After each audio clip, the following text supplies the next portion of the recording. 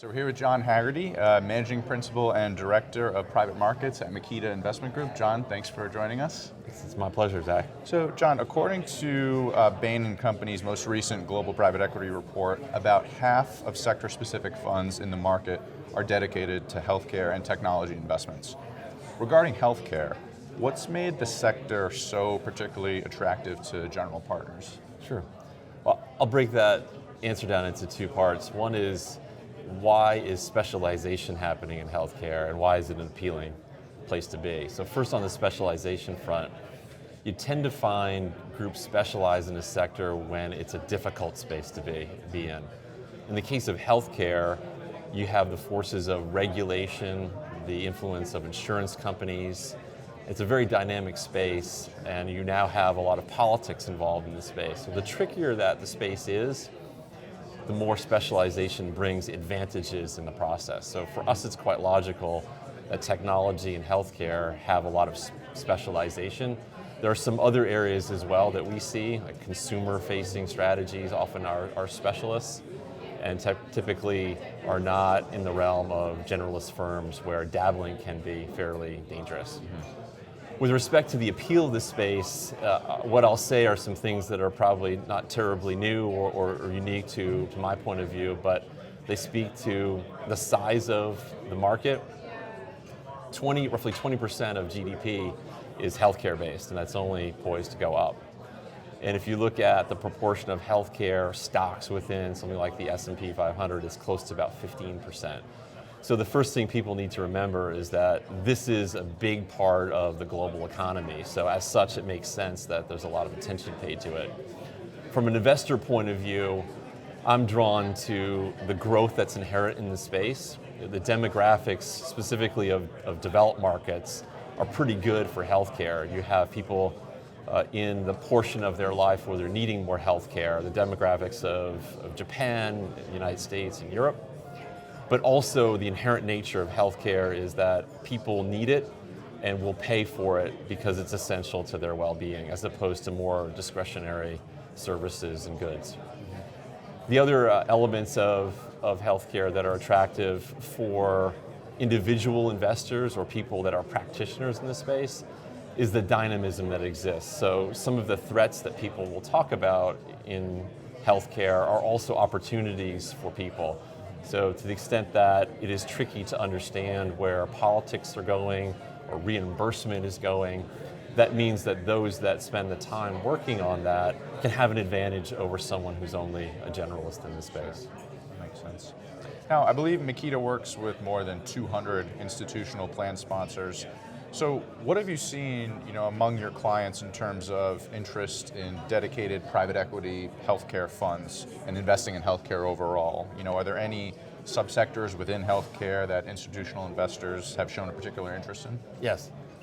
So when I think about how our clients view the healthcare space, first they're mindful of those proportions that I mentioned earlier. It's a place that you really need to be, or you'll be missing out on a large amount of economic activity in the world. Second, a lot of people will think about what's going on politically in the United States and think that is a risk, and certainly it is. What I think that our clients are focused on is the diversity of the space and picking their specific points within it. When I think about the investments that our clients have, they span a pretty wide range, from early stage life sciences venture capital all the way to hospital networks. So a client that's interested in healthcare for some of the defensive characteristics that I described earlier, some of the growth, some of the demographically driven things, is going to find something that makes sense for them because there's a very wide risk-reward spectrum in what I described.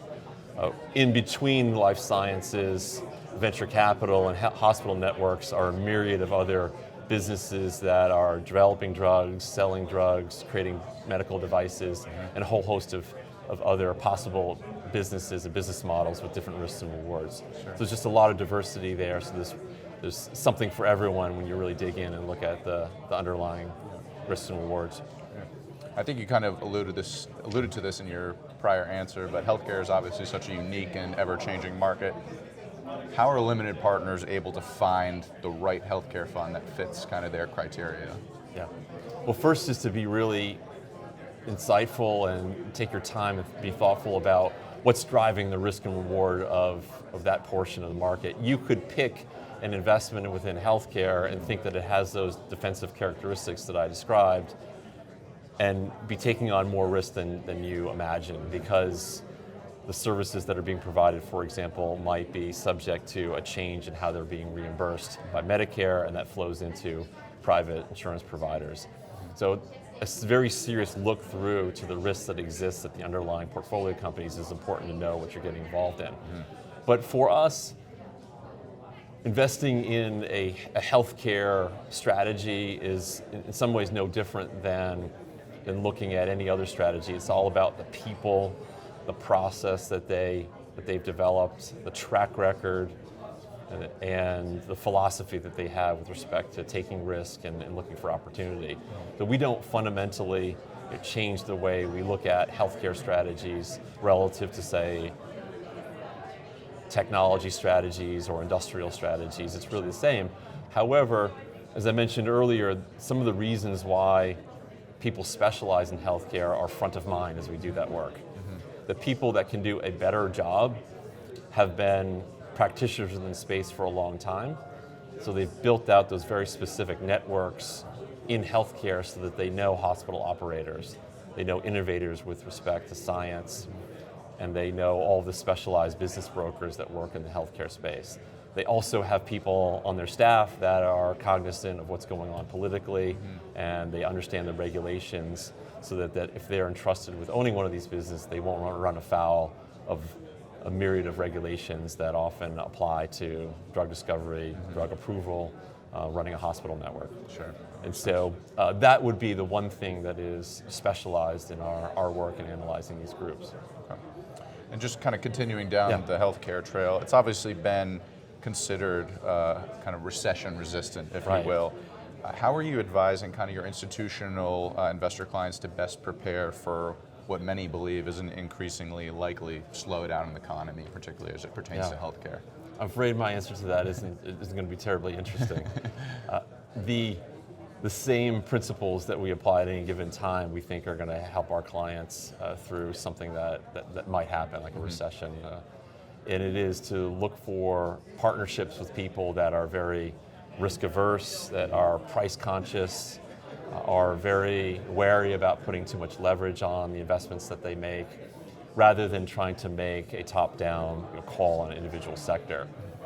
In today's market, you will find people that within the healthcare space will be moving a little bit away from those businesses that are affected by more discretionary spending, and be more attracted to the types of goods and services that are less associated with discretionary spending. That's one thing, and that's fairly obvious, but I think it all comes down to partnering with the right people that have a mentality to preserve capital in down market and have proven that they can do that. We're somewhat fortunate having the global financial crisis in the relatively not so distant history, in that we can look at a lot of case studies for how managers work through that period of time, how they preserve capital, how they were able to manage businesses to cut costs and service their debt through that period of time.